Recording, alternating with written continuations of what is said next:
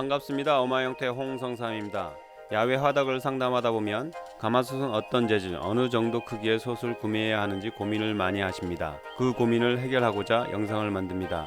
본 영상은 신제품을 기준으로 말씀드리겠습니다. 먼저 중고 무쇠 가마솥은 절대 사지 마십시오.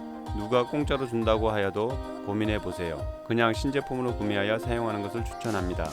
아무리 무쇠 가마솥이라도 시간이 지나면서 산화가 일어나서 솥의 일부분이 약해지는 경우가 있습니다. 몇 년 전 경험인데요. 화덕 설치 의뢰를 받고 설치하는 중에 가마솥 솥전이 으스러져 아궁이 후렁이로 솥이 내려가는 경우가 있었습니다. 황당한 경우지만 종종 있는 일입니다.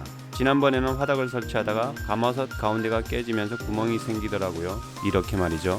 만약 신제품이 이렇게 깨진다면 어떻게 해야 할까요? 당연히 제조불량이죠. 새 제품으로 교환받아야 마땅합니다.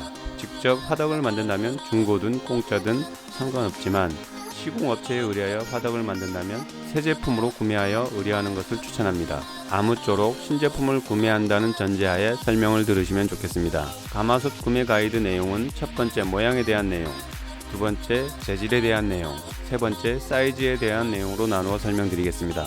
먼저 모양에 대한 내용입니다.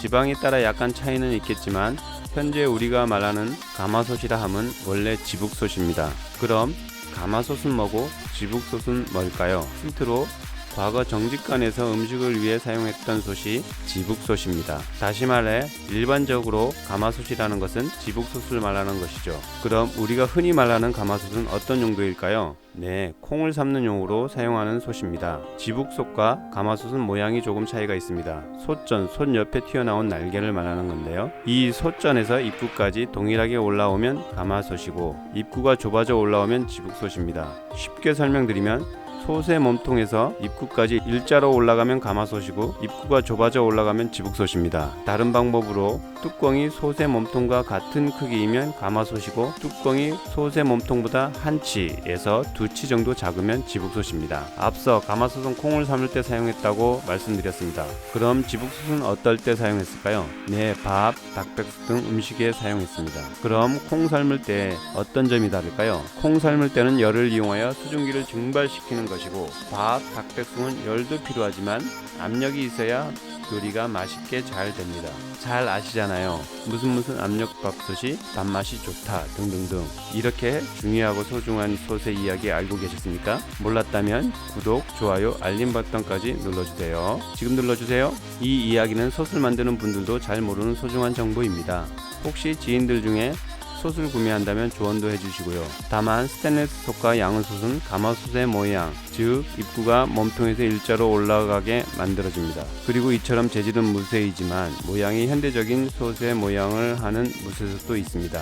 구매는 개인의 용도를 생각하여 구매하세요. 다만 스테인리스 솥, 양은솥에서 하는 닭백숙과 지북솥으로 요리한 닭백숙이 있다면 어느 쪽이 더 맛있을까요?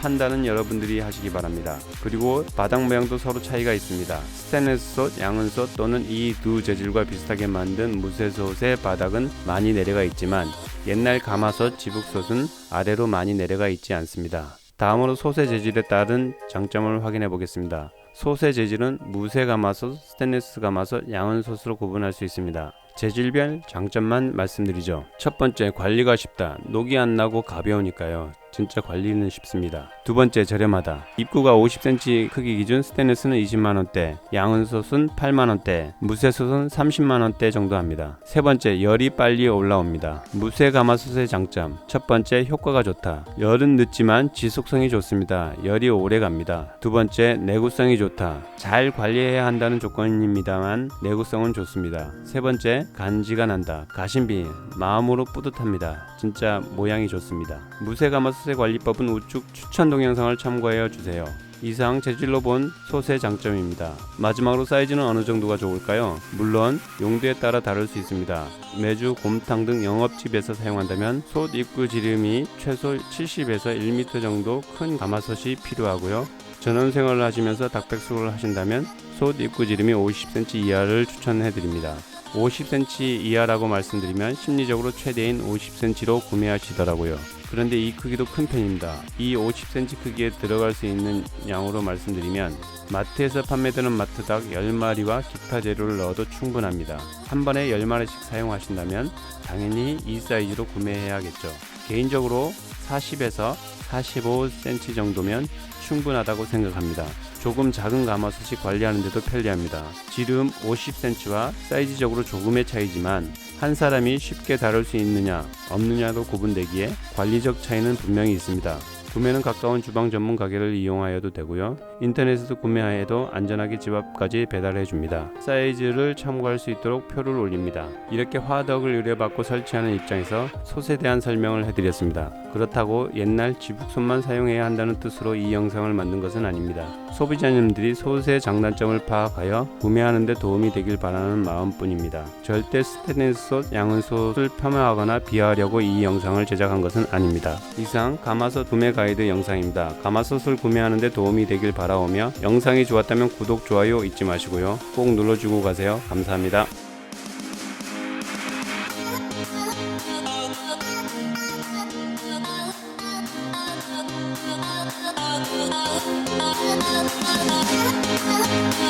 Oh,